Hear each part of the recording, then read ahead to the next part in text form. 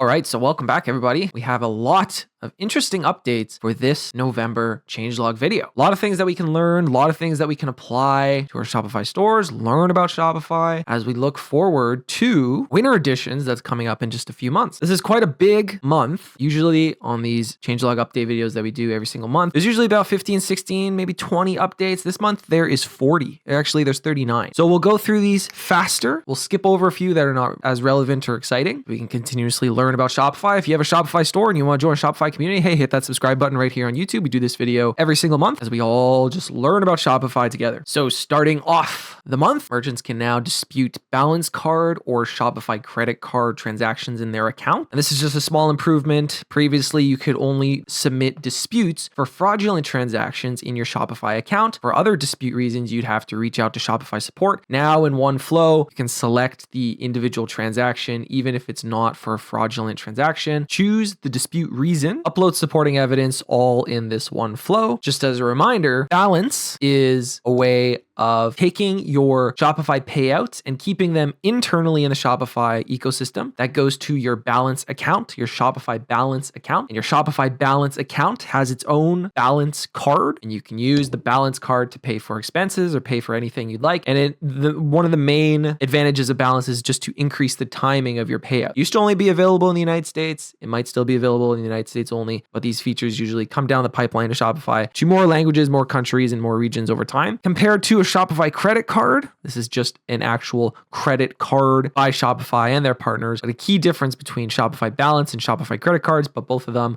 are individual cards, and each of them have individual accounts that you pay for. And a lot of times you can have fraudulent transactions and these sort of things. So to reduce some of the support on Shopify support and increase your ability to submit information all in one flow, this is just a little improvement to that. A bunch of improvements to Shopify credit here. There's usually a theme to these update videos. Another improvement here though, increase Shopify credit rewards cap. So it's interesting to see a topic get so many improvements because Shopify credit and Shopify balance hardly ever get any updates or improvements in the changelog. But we can see this small improvement is an increased Shopify credit rewards cap. Okay. So for Shopify credit card holders, this isn't Shopify balance, but this is actually Shopify credit. Card holders can now earn 3% cash back on their top spend category for up to 250,000 in eligible purchases. And that is up from 100,000 USD after reaching 250,000, which previously was 100,000. In your top spending category, you'll continue to earn 1% cash back on eligible purchases. And now this has been improved to 3. And then the last little improvement here, pay in full credit card payment option will automatically retry each month. Just a very, very small improvement here. If you have a Shopify credit card and you select pay in full, your statement option each month, the system will now automatically retry the pay in full credit card option if it fails per your choice in signing up pay in full. Interesting. Again, just to look into Shopify credit and Shopify balance and some of the improvements going on there. Because like I said, I believe that's all the Shopify credit and Shopify balance improvements for this month. But again, haven't seen one maybe all year. So interesting to see that come. Every month we see some flow updates. So Shopify Flow, the Shopify Flow app for making automations, new triggers for discounts, disputes, and fulfillment order splits. Brand new feature to Flow. And a flow starts with what is called a trigger. So there's always updates to this every single month. In this specific update, because it's a new update here, the new triggers are automated discount created, discount code created, dispute created, or fulfillment order split. So these are the 4 new triggers coming to the Flow app. The Flow app's interesting, and if you'd like, you can read the rest of the update here. There's always improvements to it every single month. We've been doing this series for years and years. I've been teaching Shopify for years and years, and every single month you can guarantee there's at least 1, if not 2 updates to Flow. So if you're not using Flow, updates are always happening. There's a lot of work into it, and maybe it's something that you should start looking into if you're not. As we can see here, Flow can be, or an automation in Flow can be created for anything really, including disputes, including discounts, and doesn't always have to be for like an order or anything extremely related to e-commerce. You know, you can use Flow to create a tag so that when something happens or a product is ordered, the Shopify Flow app will put something in an Excel sheet for you, you know? So that's why there's so much resources and updates that come to Flow each month. And if you want to learn more about Flow, I might do a tutorial soon-ish, so subscribe for that. Another new feature here to products, unit pricing is now available globally. This is a fun little update. Unit pricing is now available globally. Not that many Shopify stores, just in the broad scheme of things use unit pricing, but this new update here to products just allows the ability to show products cost per unit of measurement, helping customers make informed purchasing decisions by showing, the price per weight in gram and ounces, the price per volume in liter and gallons, the price per length meter for the price or quantity, and this is the item count. So for example here, 1049 an ounce or 532 foot or 299 each. This is interesting. Like I said, it doesn't affect that many people, but the specific Shopify stores that use this feature will be helped out because a lot of these prices per weight and volume and length and quantity actually have a lot of legal requirements. It's not as easy a lot of the time to just put a product on your store, assign a dollar amount to it, and that's it. But when you're dealing with price per weight, volume, and length, there's actually a lot of legality things behind it. So a little update there coming to products for unit pricing. Next up, little feature to Sidekick, our little AI assistant that's always growing and improving. Save and share your best Sidekick prompts as skills. Now, this is a very interesting update. A lot of the updates and improvements that have come to Sidekick have been good, have been irrelevant, have been sort of playing catch up to like ChatGPT, for example. But this one's an interesting one. So it says if you're using custom prompts and you're using them consistently over and over and over again, yesterday's sale by product, a specific customer segment, these things over and over and over again, you can save those prompts by typing / in Sidekick and select create a new skill. And when you do this, you can create reusable skills by clicking the action button on that message. You can give your skill a shortcut name and you can manage up to 25 skills. Also, you can share skills by typing in followed by your shortcut. You can then share these with teammates or other merchants using a URL link. And these URL links that are shared in between merchants say they are checked for safety and to make sure that they are secure. It just says skills here work well for tasks you do regularly, whether that's pulling up specific reports, creating customer segments, writing content that matches your brand voice, or analyzing sales patterns. One team member might create a skill for a weekly sales report, another for product descriptions that match your brand, and everyone can share and use them together instead of asking the AI to do different things over and over and over and over again. Usually if you're doing a prompt, you would usually have that prompt saved and you just copy and paste it into Sidekick. But now to get around that, you can save that prompt as a skill, bring up your custom skills, and even share them with your team or other Shopify merchants. I might do a full video on that, so subscribe for more details coming up. Just a few minor little features and improvements here.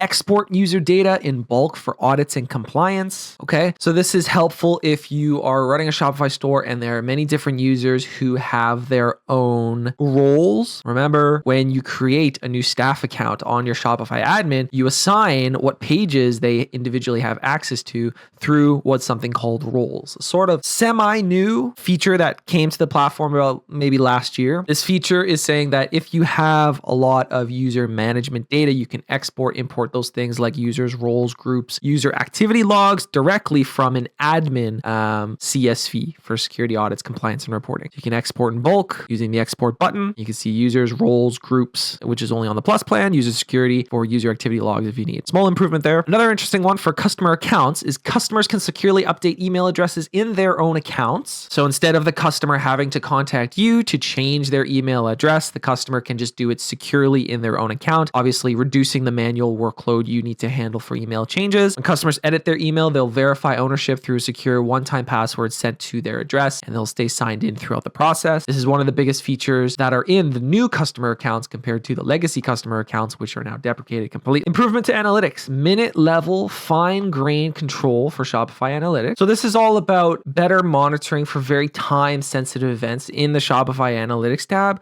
like product drops that you've been advertising and then they drop and you need to know minute by minute how they're doing, or flash sales, promotional campaigns, minute by minute level of controls. An interesting update here that says last refreshed, because a lot of people forget to check the box in the top right corner of their analytics that sets the analytics to automatically refresh. If you don't refresh your analytics, you could say something that you're not expecting. This is more, I would say, for very large Shopify stores that do a lot of product drops, a lot of flash sales, a lot of promotional campaigns, because, it's sort of like a YouTuber, a massive YouTuber. When they do a new video, they view those second by second, minute by minute level details to see if their analytics are where they need to be. And if they're not, they can make changes to titles and thumbnails and descriptions. It's sort of the same thing with promotional details and product drops and flash sales, and especially to see if everything's working correctly. Another improvement here to analytics, but also with Sidekick, turn business questions into analytic reports. So this is just about, instead of learning, a technical skill like Shopify QL, you can now use basic language when talking to Sidekick, and it will build you reports and analytical analytical graphs and diagrams using Shopify GraphQL, but in much more basic language. So like what was the best converting traffic source in September?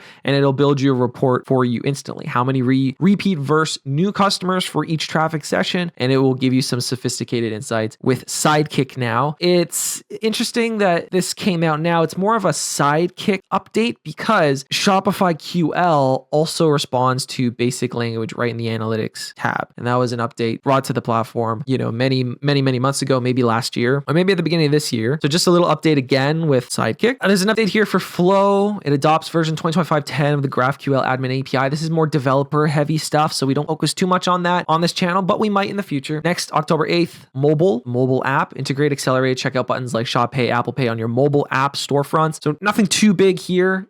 Just to point out, Shopify has a mobile app and mobile version, and some people use just the Shopify app to run their entire businesses. Maybe they're on the go. Maybe they don't have in-person locations or they don't want to work on their computer. So you could actually have a store on your phone and people could tap your phone with their phone to pay for items and you can ship it out that way. But this is just a little update, not a new feature to Shopify as a whole, but a new feature to mobile. Integrate accelerated checkout buttons like Shop Pay and Apple Pay on your mobile app storefront.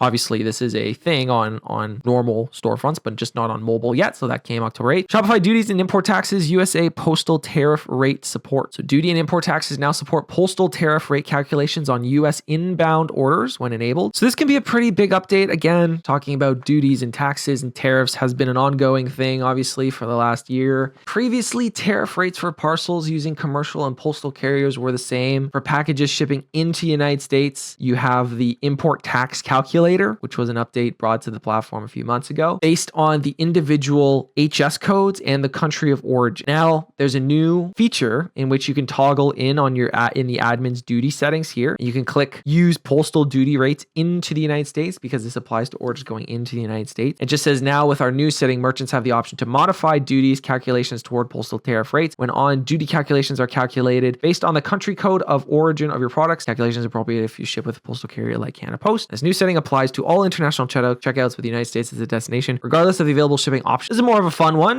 dealing with shipping and taxes and duties and these things cannot be that much fun a lot of the time when everything keeps changing. But this is an interesting one. Improved AI image background editing in the file editor. So the file editor is, when you go to content and the drop-down menu pops up and there's an option that says files. File editor is. So within the file editor, there's new AI capabilities. So you can now prompt changes with greater flexibility. You can change scenes or update lighting by going to the generate panel and simply prompting like change the background to studio backshot style. Looking into this slightly, there's an interesting little quip here that says pricing for a limited time. Media generation in the file editor is available on all Shopify plans at no additional cost. Don't know if that will change or when that will change. Interesting to see, so take advantage of it now. A new little analytical feature here. Brand new heat map visualizations and weekly sales patterns report within the analytics. This isn't a heat map on your website like some third-party apps do, but it's more of a two-dimensional analysis to spot patterns like peak sales time across hours and days or top product and channel combinations. This is used to determine your strongest combinations at a glance. Speaking of the tariff update, there's a new ad here for international,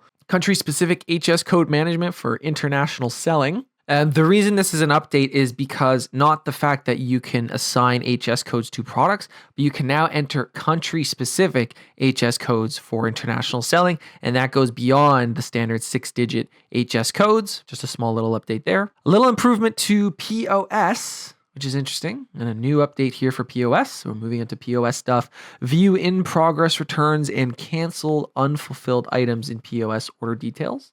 Just a minor improvement. POS staff now have enhanced visibility into return processes and better tools for managing unfulfilled orders. When viewing order details, staff can now see which items are currently involved in progress returns, providing clarity for customer service interactions or accurate inventory management and timeline events and these sort of things. A new feature that's come to the POS Pro is here, and that's subscriptions. So subscriptions is now available on POS. So subscriptions themselves is obviously not new. There's a ton of subscription apps on the Shopify App Store. Shopify itself created Shopify subscriptions. That's Shopify's own Shopify made and developed subscription app for this process. But what is new in this update is that subscriptions are now coming to the POS. So everything usually comes to the main desktop admin and digital storefronts.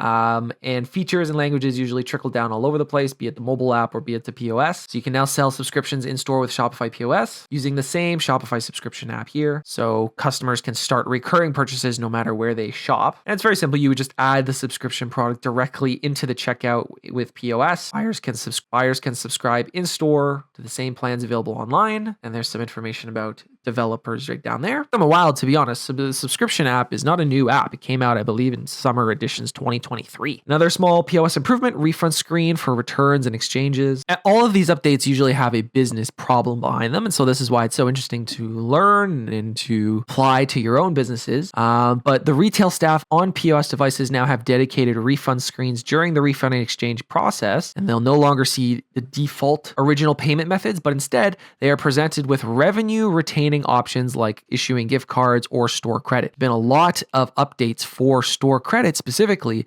in the past few months. And so now we see this improvement is coming over to POS. Once again, we can see revenue retaining options mentioned here once again. Now this is a really interesting update here. We've increased the product variant limit to 2048. You can now create up to 2048 variants per product, up from 100. Product creation remains unchanged. Simply add products and variants as usual. And this is a very small but very big update in my opinion. It's now possible to create products with up to 2,048 variants in a Shopify, a significant increase from our long-standing limit of 100 variants per product. This means you can showcase more of your product catalog and drive higher conversions with a more diverse product offering. Everything related to setting up products and their variants in Shopify admin has stayed the same. Simply log into the product section of the admin to get started, and you can learn more about the help docs, the blog here. Okay, so this is an interesting one because this has always been a little bit of a debate. So 2,048 variants might seem insane for a lot of you. For others, it might seem very small. The issue here is that some Shopify stores have massive catalog. Like if you have a super large clothing catalog or a repair shop or like a computer store or something like that, and you need lots and lots of variants, some shops on Shopify have those. I've seen some of them. However, a lot of us and everyone else seems to have this long-standing limit, quote unquote, long-standing limit of 100 variants per product. So now it seems like they've added this to products so that all stores, no matter what their plan is or where they're located, have this ability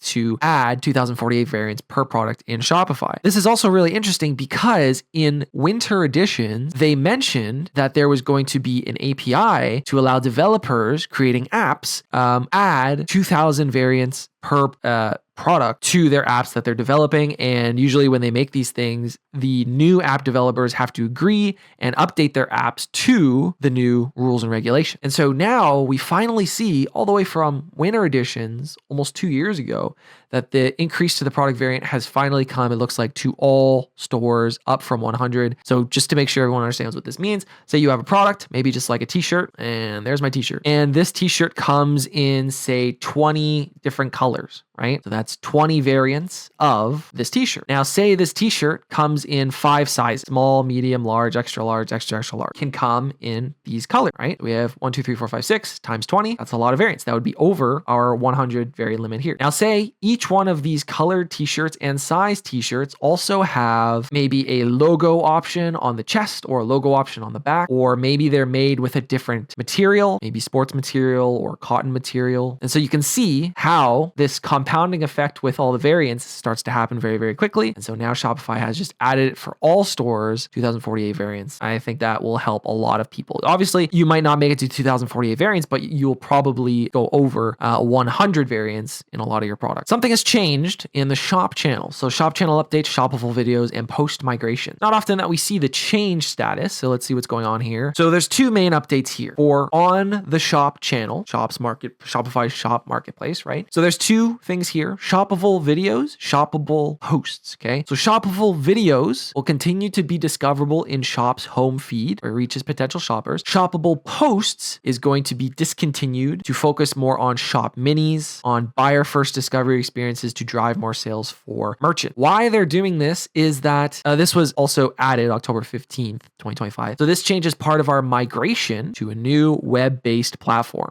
If you don't know, if you access the shop channel on your computer, you don't actually go to, shop.com. You actually go to shop.app. And that's how you pull up the shop marketplace on your computer. Obviously, there's an app for it as well. So Shopify is always migrating things. And one thing it looks like that I haven't heard before is they're upgrading it or migrating it to a new web-based platform. So shop might become shop.com, or maybe it'll be shop.shop. Wouldn't that be? But just a little update there. If you're using the shop marketplace, should be using the shop marketplace. It's one of the best sales channels that you can add because it's within the Shopify ecosystem. We have some more updates here to POS, just a small one. Accept more local payment methods, accept Ideal, Klarna, Swish, Tint, Mobile Pay, and USDC in your retail stores. This is a POS update. Nothing really more going on there. These local payment methods are used, of course, in e-commerce because you may be selling to markets all over the world. It's now being added to the POS. New unlisted product status. All right, so we have a new product status. Use the new unlisted product status to make products only accessible via a direct URL. So this is a small update, but definitely one that I've encountered before. We've introduced a new product status called unlisted. It hides products from store search and collections, all sales channels, internet searches, and Shopify catalog, while still allowing access via a direct URL. Ideal for private sellers, warranties, add-ons, or free gift with purchases items you don't want discovered or used outside of their intended purpose. This is a very small update, new update to products, and something that has definitely frustrated Shopify merchants for a very, very long time. It's frustrated me. And it's interesting all the different ways that you can use this, because some people use their Shopify stores for very private,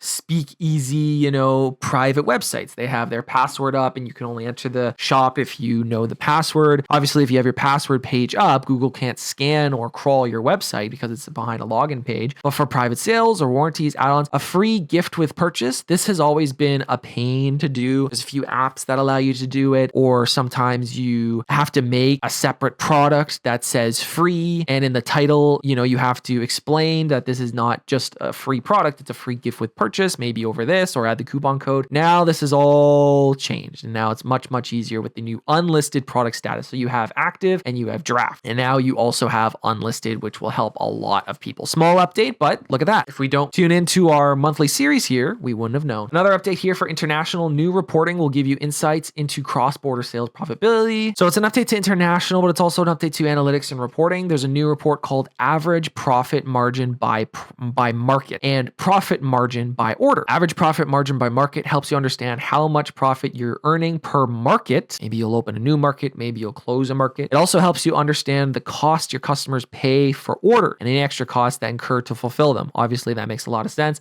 If you're selling to a lot of different markets, there's different shipping costs, there's different duties and tariffs and taxes, there's different custom fees that people pay when they go and pick up their order, maybe from a post office or a courier or a COD when they pick it up at their doorstep. So this new market analytic and reporting is used to really drill down understanding profitability by market in today's consistently more and more complex international selling market. Little feature here for B2B. We don't cover much B2B on this channel because B2B usually refers to Shopify Plus. It says ACH bank payments for B2B. US merchants can now accept ACH bank payments from their wholesale customers through Shopify Payments. As we see, wholesale, B2B, Shopify Plus, that's all connected. We don't cover much B2B on this channel, but there it is. Quick extension in Shopify POS, a new feature. So this is quick count, referring to in-person POS devices. When you run in-person stores and in-person locations, you have to do a lot of inventory. So with the new quick count extension in the Shopify POS, you can now update your inventory on hand right from your POS app, use your device's built-in camera, a connected barcode scanner, or search for products by name, making the inventory process much faster and less prone to errors. This lets you adjust up to 1,000 products per counting session and update all items in real time in the Shopify admin.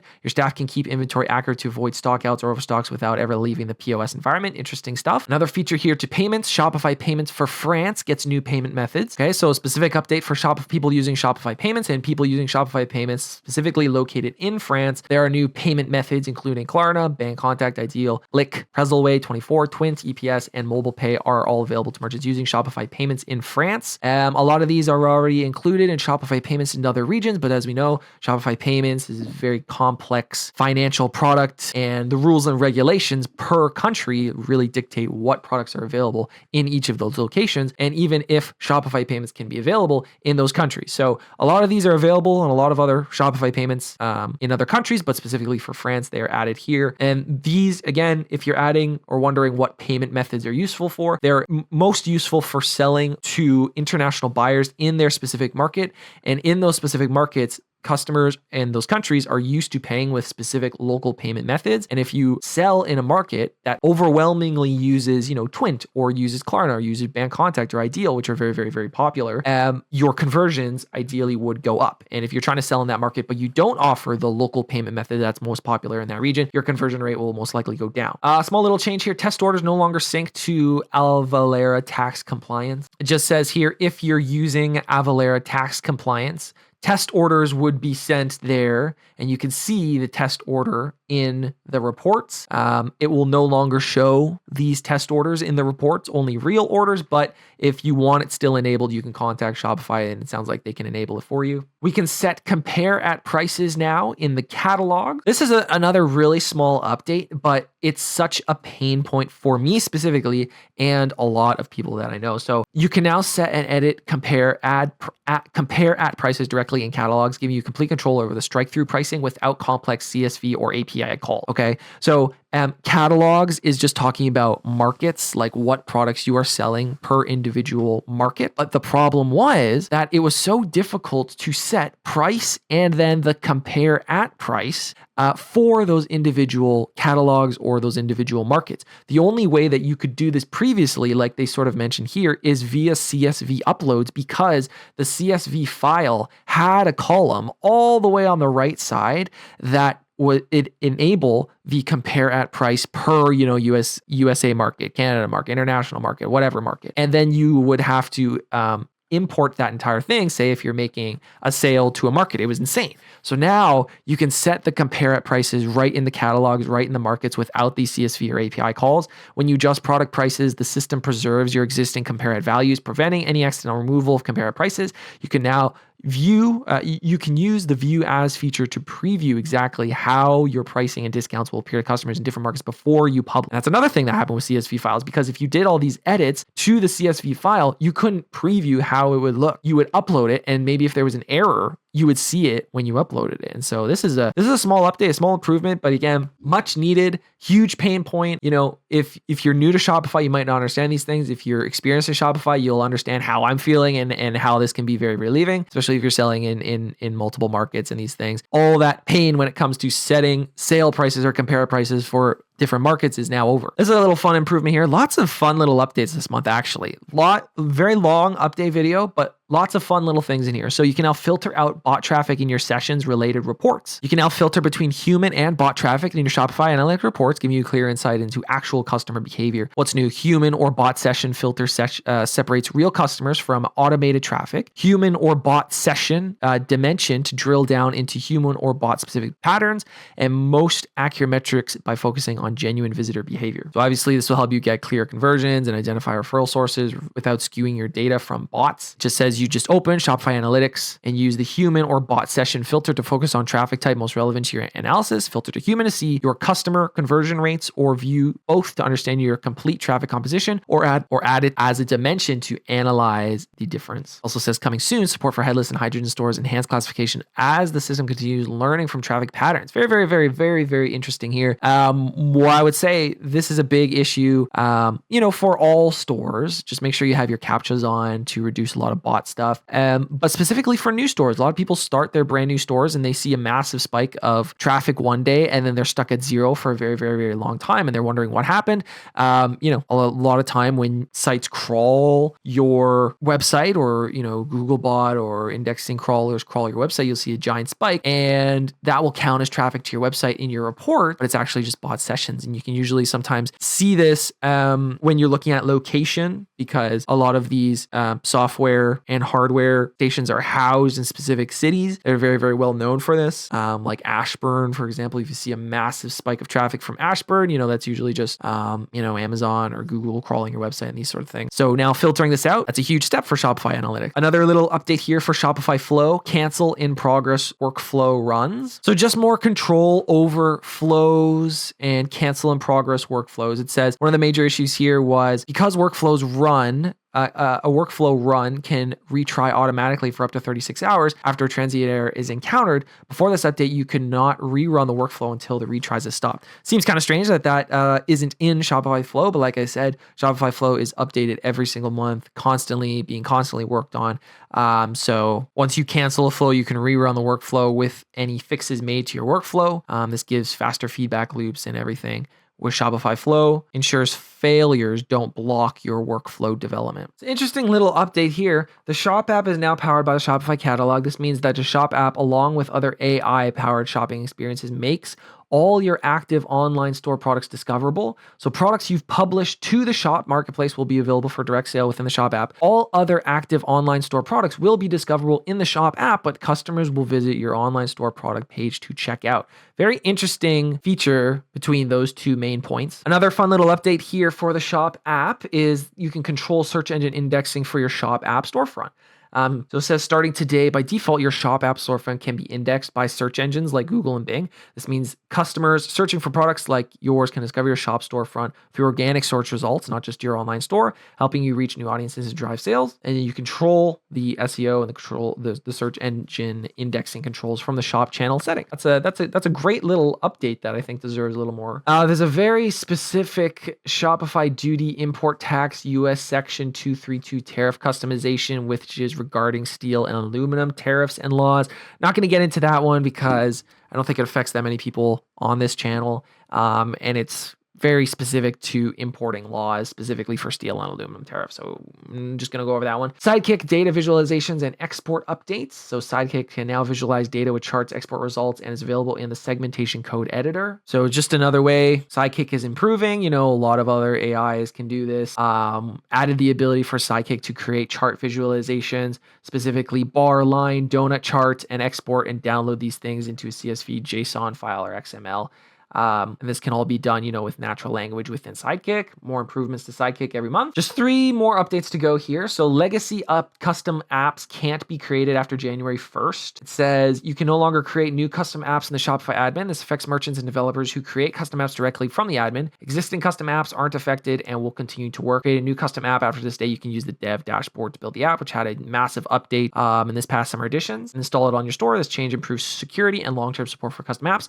This is an interesting one because in case you don't know, there's actually 2 kinds of apps on Shopify. So if you go to the Shopify App Store, you can download, a public app. It's called like a public Shopify app. And that can be made by Shopify, or it could be made by, thousands and thousands of third-party developers. That's a public app. But there's another kind of app, and it's called a custom app. It's when a developer makes an app specifically for your store. And the way they used to do that was they were able to log onto your admin, they'd install the app. If you go to the settings, actually, and you go to apps, into the settings, there's a small little button in the top right corner. It's sort of grayed out because people don't really click it. And it's called custom apps or developer apps or something like that. And that's how you can create custom apps. You can get a developer to create a custom app on your store. And this update is just saying no longer do this, and all apps, custom apps, will have to be built through the dev dashboard. Just something fun to talk about there.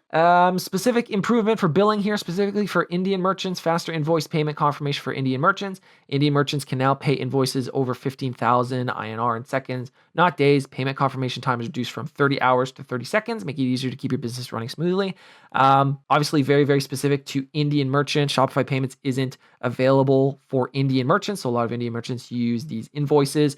But the invoice service used to be very, very slow, reduced from 30 hours, that's over a day, to 30 seconds. And the amount may have increased as well, very specific to Indian merchants there. And the last update of the month here, create cards for additional accounts within Balance. And this is just saying specifically not for credit cards, Shopify Credit, but specifically for Shopify Balance here. We've added the ability to create cards for additional accounts within Balance in an improved card section for Balance. Instead of having just one physical card sometimes and the same card for digital, you can now create multiple cards all within Shopify Balance. And that's it. Huge month of updates, actually. A lot of topics, a lot of great updates that we can definitely apply to our Shopify stores. If you found this helpful, we do this every single month to really learn about Shopify, add new features to our stores, and come together as a Shopify community. If you like this, give it a like, hit subscribe. We do this every single month. And a reminder, Shopify Winter Editions is also coming up very, very, very soon in a few months, or maybe next month. So if you want to see some Shopify Winter Editions coverage when it comes out, subscribe to the channel. If you haven't seen Shopify Summer Editions, my Shopify Summer Editions coverage, check that out on the channel. And if you hit subscribe, I'll see you in the next video.